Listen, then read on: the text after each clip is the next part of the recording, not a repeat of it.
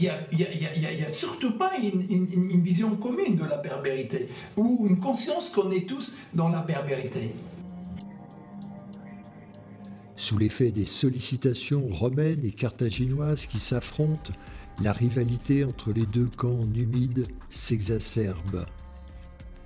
Syphax est à la tête du royaume le plus puissant et le plus riche d'Afrique du Nord et cherche à annexer les territoires de la Numidie orientale dirigés par Gaïa, allié de Carthage.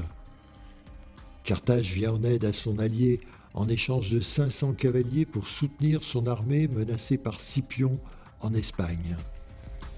C'est ainsi qu'à 20 ans, le prince Massinissa, fils de Gaïa, part en Espagne à la tête de sa redoutable cavalerie pour soutenir Carthage qui l'a élevé.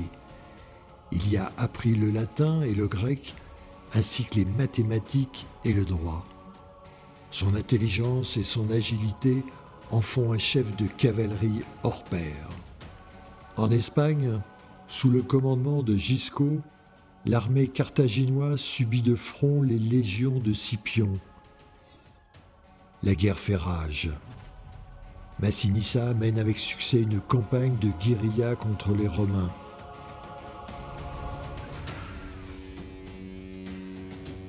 Armés de javelots, les cavaliers numides ont une grande endurance. Coureurs infatigables, ils sont réputés pour ne pas utiliser de selle ou de renne. Ils se servent d'un bâton pour diriger leurs chevaux qu'ils manœuvrent, dit-on, avec la grâce d'un vol d'oiseau.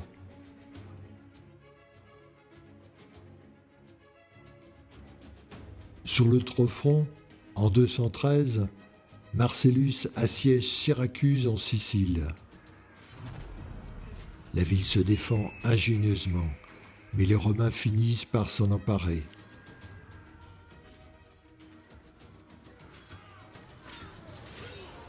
Dans la confusion, Archimède est tué dans sa demeure.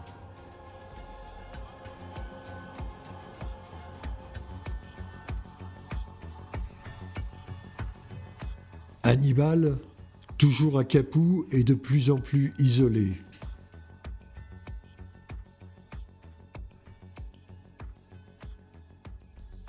En 206 avant Jésus-Christ, la guerre s'intensifie et Scipion enchaîne les victoires. Les Carthaginois, battus à Ilipa, finissent par perdre leur possession en Espagne, tandis que Massinissa se replie à Gadès.